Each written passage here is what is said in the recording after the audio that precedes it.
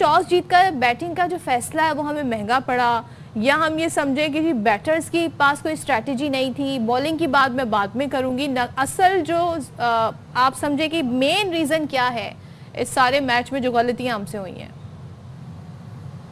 Obviously کافی ڈس appointing game رہا. کسی کو بھی یہ امید نہیں تھی کہ پاکستان جیتے گا، لیکن ہمیں یہ تھا کہ پاکستان کی یہ ٹیم لڑے گی، مقابلہ کرے گی، اتنی بری طرح نہ ہارے. ایک ون سائیڈڈ مقابلہ ہوا، اور جہاں تک ٹاس کی بات ہے ڈیفینیٹلی ان کو ٹاس جیت کے پہلے بولنگ کرنی چاہیے تھی، کیونکہ شروع میں ہی نظر آ رہا تھا کہ یہاں پہ ڈیو پڑے گی، جس کا یہ بالکل فائدہ نہیں اٹھا پائے. اور ساتھ ساتھ جہاں آپ کہیں کہ ٹاس جیت کر انہوں نے بیٹنگ کی تو بیٹنگ بری بھی بہت کی. شارٹ سلیکشن بہت خراب تھی، گیم اویئرنیس کسی کے پاس نہیں ہے. پاکستان کرکٹ میں دیکھ کے بہت تکلیف ہوتی ہے کہ ہم کتنی بری طرح سٹرگل کر رہے تھے. بار بار ہم یہی کہہ رہے تھے پاکستان کے پاس ایک ہی چانس ہے کہ آل آؤٹ جائے. سارا پریشر انڈیا کے اوپر ہونا چاہیے، because they are the favourites, they are the number 1 team, they are the defending T20 champion. تو ان کو سوچنا ہے، ہم کو تھوڑی سوچنا تھا. لیکن پاکستان کی ٹیم جو ہے وہ یہ نہ کر پائی اور بہت ہی کمزور نظر آئی. اچھا نجیب، ویسے تو میرے ہم نام ہے، لیکن سائم ہمیں مسلسل ناکام نظر آ رہے ہیں. ایک اور گولڈن ڈک پہ کل ہم نے ان کو آؤٹ دیکھا. آپ کو کیا لگتا ہے، کیا اب ان کو مزید ایونٹ میں چانس ملنا چاہیے؟ رائے نہیں ہے کہ سائم میں ٹیلنٹ ہے، ان میں سکل ہے، لیکن اگر وہ ڈیلیور نہیں کر پائیں گے تو ایسے ٹیلنٹ اور سکل کا کیا فائدہ؟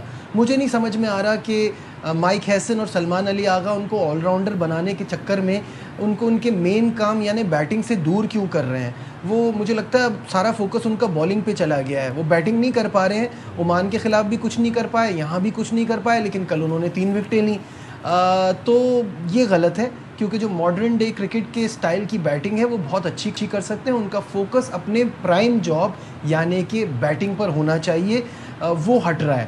جہاں تک ان کو آگے چانس دینے کی بات ہے تو آپ کے پاس پیچھے کون سے ڈان بریڈمین بیٹھے ہوئے ہیں جو آپ سائم کو بٹھا کے کسی اور کو کھلا دیں گے؟ کل تک ہم بات کر رہے تھے کہ صاحبزادہ فرحان کو بٹھا دیں، اب ہم بات کر رہے ہیں کہ سائم کو بٹھا دیں. تھوڑے دن پہلے بات چل رہی تھی اور ابھی بھی چل رہی ہے کہ حارث تو کچھ بھی نہیں کر رہے ہیں، ان کو بھی بٹھا دیں.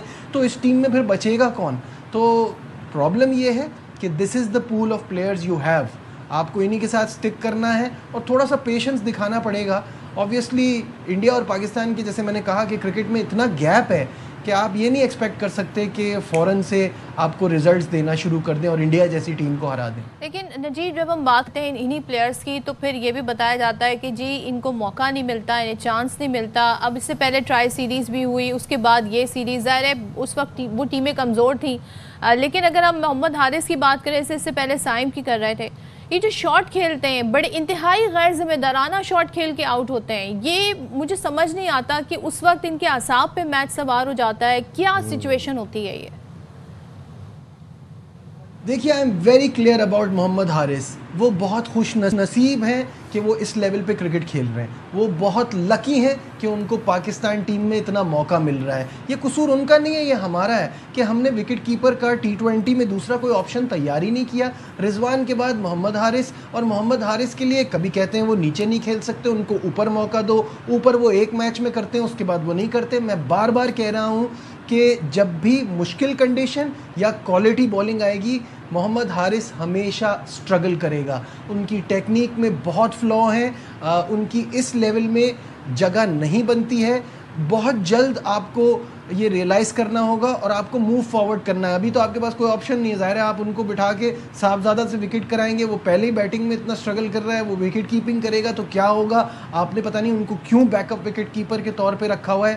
تو یہاں جو ہم بات کرتے ہیں کہ اس ٹیم میں ٹیوننگ ہوگی، آگے جا کے کچھ چینجز ہوں گے، تو وہ یہ چینج مجھے دکھائی دے رہا ہے کہ اگر حارث نے جلدی کنسسٹنٹلی پرفارمنس نہیں دی تو ان کی پاکستان ٹیم سے چھٹی ہو جائے گی.